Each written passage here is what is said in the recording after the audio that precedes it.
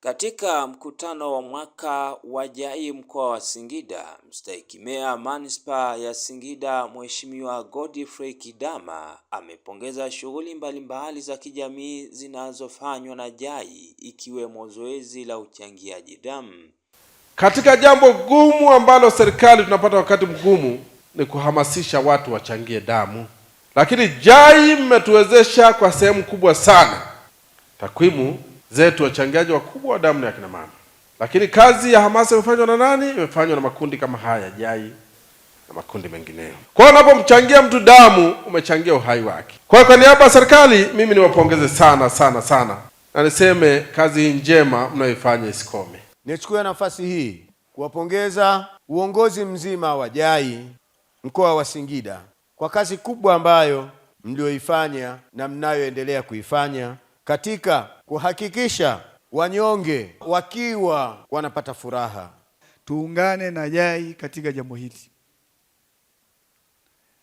Ukiwa hujaguswa na changamoto yote unaona hawa bana kama wanasema tu, ila siku ukiguswa ndio utakuja kuiona kumbe umuhimu wa JAI ni hivi.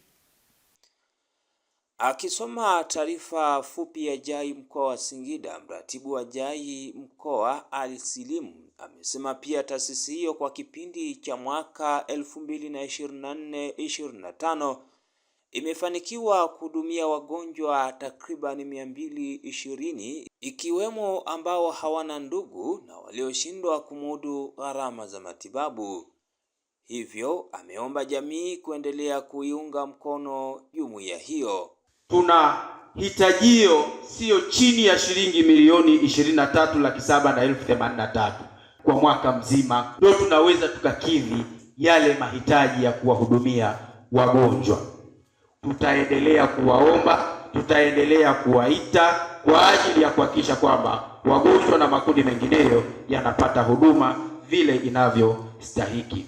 Sio kina mama tumekuwa changamoto njema kabisa na ni nzuri katika kuangalia wagonjwa, sababu kina mama tunajitambua la kwanza, na wakina mama tumejaliwa na Allah Subhanahu wa Ta'ala, tumejaliwa huruma. Ndio maana mtu akienda hospitalini akimkuta mgonjwa basi anajawa na imani na huruma, pia anapenda aendelee kwa ajili ya kuhudumia wagonjwa. Hakuna la ziada, ni huruma. Pia wanapenda kujipendekeza kwa Mwenyezi Mungu, na namuomba Mwenyezi Mungu basi wajalie kina mama wa JAI huruma iendelee na wajalie mwisho mwema. Watu wajitolee kufanya jambo hili kwa ajili ya Mwenyezi Mungu, na taasisi hii inahudumia watu wote, haichagui dini wala kabila. Una dini hauna dini, taasisi hii inakuhudumia. Kutoka hapa mkoani Singida, Ramadhan Idilimu wa Mahasin TV.